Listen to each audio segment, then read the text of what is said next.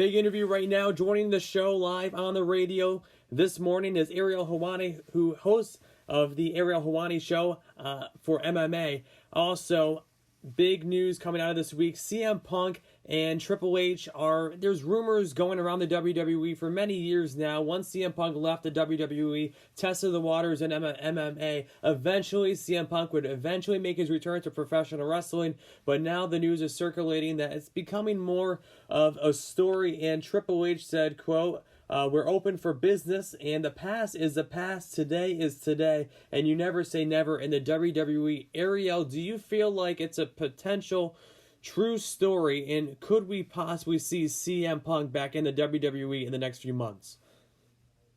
I think that Triple H was being honest. I mean, I think history shows that they're always open for business. They've had issues with multiple people in the past, and they've eventually, for the most part, all come back. Once Bret Hart came back after what happened between him and Vince McMahon and, of course, his brother, then, I mean, at that point, nothing would surprise me. I never thought that he would, make amends and be back on WWE television. So I don't have further insight into that. I know that Punk is enjoying not being a wrestler. I know that he's enjoying acting and trying to try out other things. I know he has a lot of other passions, and quite frankly, gets probably annoyed sometimes when people keep bringing up the wrestling past. But I did think it was interesting, considering their recent history, that Triple H said that. And at some point down the line, like I said, with Bret, if that happened, it wouldn't surprise me if Punk or anyone else that they're at odds with would come back. Areil, how long have you been a WWE fan? I really fell in love with pro wrestling when I was probably around 5 or so. I remember being in my local video store. They don't have those anymore, but I remember seeing WrestleMania 1 on the shelf with Hulk Hogan and Mr. T on the cover, and I rented it, and I remember loving it, and it's kind of my earliest memory. And then when I was in elementary school, I loved it and was all about it, and I had the figurines, and I watched the pay-per-views. In high school, I kind of fell out of love with it, and I started to follow, the traditional sports. But then in around the 11th grade or so, with the Attitude Era and The Rock and Stone Cold, and it was actually going to the SummerSlam event in 1997, the Montreal Screwjob, that made me get interested in it once again, because I didn't know anything about it, and that was the first time that WWE held a pay-per-view in Montreal, which is where I grew up. Sure. And a friend and I went, and obviously the thing that happened with Bret and Shawn happened, and I remember going online afterwards and reading all the websites about, the behind-the-scenes stuff, and that really reignited my interest in it. These days, though, I'll be honest, I don't really watch it at all. I'll see clips here or there, but I can't remember the last time I went out of my way. I probably stopped around 2005 or so, watching it regularly. The death of Chris Benoit and just, becoming more entrenched in the world of MMA kind of made me distance myself from it. And I still have a lot of appreciation and respect for it, but I'd be lying if I say I follow it now regularly. Sure, and it seems like in the past few months, the WWE has realized that there's a potential market out there to really cater the company of the WWE to that market of MMA fans, and they're doing so now with SmackDown going to the Fox network, and that prime time just access to just the regular listeners and viewers of the WWE. We're bringing in guys like Tyson Fury, who just interviewed alongside Triple H, as well as Cain Velasquez, and before that, Ronda Rousey.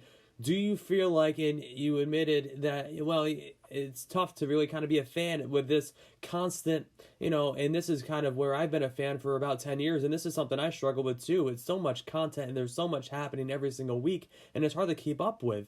Do you feel like, though, with the additions of these MMA stars crossing over platforms to the WWE, would it interest you more to start watching it again?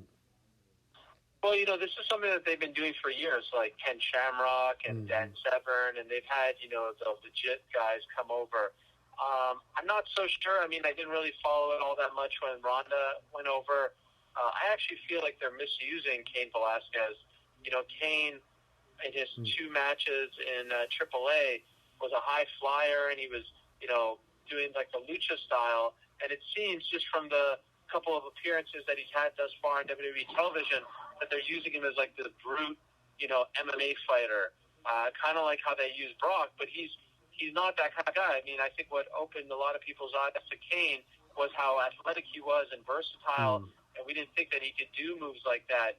And they don't seem to be using him in that light. Maybe that will change once he has his official match. But you know, it's still. I mean, I don't want to sound like a snobby guy, but like I still know what it is. I get my fix. See, I think that MMA and pro wrestling have a lot more in common than people want to admit. And I think that MMA is just kind of like the real version of pro wrestling. It has the same storylines, the same pomp and circumstance, same drama, except it has the unpredictability factor where we don't know what's actually going to happen. And MMA seems to me a little fresher in that regard, where pro wrestling is a lot more predictable. So I can't really see myself, as I continue to be entrenched in the world of MMA, just kind of go over there. I mean, I'll check it out, I'll keep tabs, but I don't really see it as a way of like really getting back in. I don't think it will hook me like that. Areil, how would you describe your passion for the sport of MMA? I love the sport of MMA. I've loved it for a long time. In particular, I love the fighters. I love their stories. You know, at this point, you know, I've seen so many fights. I've covered so many fights. You know, at times they blend together, but it's the stories, it's their journeys, how accessible they are, how open and honest they are, the ups and the downs. That's the stuff that I really love, and I feel like, unlike in other sports, they really let us in on their journey. They're very open. They're very honest, and the highs are high, the lows are incredibly low, and you kind of get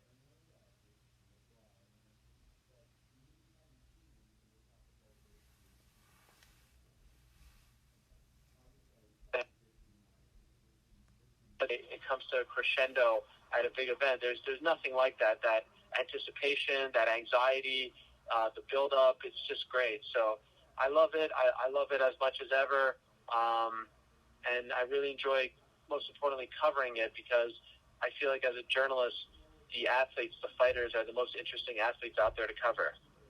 And what you just said kind of is why a lot of people love the sport of MMA and professional wrestling. And you kind of said it best. A lot of times they do mix over, right? And a lot of times people don't want to admit that, because there's sometimes you have a WWE fan and then you have an MMA fan and they just don't like each other. But at the end of the day, there is a lot of similarity to it. You also interview a lot of athletes before the fights, after the fights on your show. What is your favorite part about interviewing these athletes? Is it just to hear their stories and to just get to know them as a person? I love how open and honest they are. You know, I'm a big fan of other sports, in particular basketball. I consume a lot of that content as well. And, you know, I find that a lot of times the athletes just are speaking in cliches. They're not really telling you how they truly feel. They're being coddled. You know, it's a lot of PR speak. They can't really, you know, open up. And in MMA, the fighters are just so authentic. They're just so real. It's like you're just talking to them and they forget that there's a camera on them. Like the things that they say, more often than not, would never fly in other sports. They get in trouble, fined. And I know that the fight game is a little different. It's at times a bit of a circus, but that appeals to me. And especially as a media member, you want honesty, you want the truth, you want authenticity. So I love that. Like, that's why, you know, my show these days is around 3.5 hours long, but it doesn't feel that long. It really flies by. And, you know, I have a lot on my mind leading up to the show and after the show, but for those 3.5 hours, I'm very much like locked in on what's going on, and I kind of enjoy not thinking about anything else and just trying to, you know, get the best interviews, get the best conversation, get the best information out in them. And each and every week I've been doing that particular kind of show for 10 years, and they've delivered each and every week. Areil, this is my favorite segment on the show, a Fast 5 quick round. It's 5 quick questions, and you have however long to answer the questions that you have. So first one, go-to snack. Oh my. Go-to snack. Oh wow, you're putting me on the spot. These days, coffee. I don't know. Is that considered a snack? Coffee is the right answer for anything, as I like to say. Coffee is the go-to. Great choice. Favorite movie? Favorite movie all time? Another tough one. I will say Billy Madison. Very good movie. What do you like to do in your free time? It's a tough one. I love to be with my kids. Yeah. Just to be with my kids, doing anything. These days, going to their soccer games is very fun. But just being with my children, my two boys and my daughter, and of course my wife and our dog, I love that and want to do that forever. Biggest pet peeve? Oh my, biggest pet peeve. Wow, that's a doozy. I'll go with people who don't wash their hands after using the restroom. One of the most underrated MMA star that you've seen during your career? MMA card or fight? A star. Oh, star. Underrated. Wow. For the longest time, I said Daniel Cormier.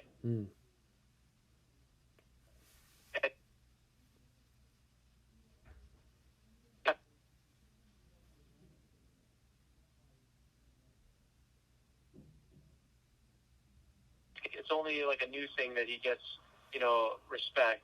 And I feel like he should have gotten that respect a long time ago. Definitely agree. Last question for you, Areil, before we wrap up the interview. If a 15-year-old kid came up to you and told you that they don't understand the sport of MMA and they're never going to watch a fight, what would you say to them? I would say I respect that. It's not everyone's cup of tea, no doubt about it. I would ask them if they've ever seen a fight before, and if they haven't, I would tell them some good fights to watch to get an appreciation for how special the sport can be. Give them a little bit of a backstory so that they feel a little emotionally invested. I might even watch the fight with them, so I give them the backstory and tell them, all right, this is this guy, this is that guy, this is his story, this is why this fight was made. And if you pick the right fight, one of the classics, I have a feeling that they'll be asking for more, that it will be something that they're interested in. Well, Areil, thank you. Yeah. I can see that it's not everyone's cup of tea, and that's okay. It doesn't have to be. 100%. But Areil, thanks so much for taking the time out of your busy schedule to come on the show this morning. And where can everyone follow you on Twitter and read your and listen to your show and follow you on social media throughout this great time? MMA, there's fights all the time now. Yes. Well, I appreciate it. You're a great interviewer. You're doing a great job. So thank you for having me on. Well, thanks so much. My Twitter is at Areil Helwani. My Instagram is at Areil Helwani. And, of course, I work for ESPN. I have my show on Mondays that you can watch on the app or YouTube or Twitter. And it's on wherever you get your podcasts, Apple Podcasts, Google Play. I do Areil and the Bad Guy on ESPN Plus every Wednesday. I also have another podcast I do on Wednesdays. So there's a lot going on, and, of course, writing for ESPN.com as well. But I remember not that long ago being in school, working at the student station and doing exactly what you're doing. So I just want to say keep it up and, keep going and keep dreaming and dream big, because anything can happen. 100%. Thanks so much, Areil, for taking the time. I greatly appreciate it. My pleasure. All the best. Thank you. All right, Feuz Nation, just heard it from Areil Helwani joining the Alex Feuz Show this morning. Coming up next, we'll be talking about the World Series Game 2. What happened? We'll find out next here on Power 88.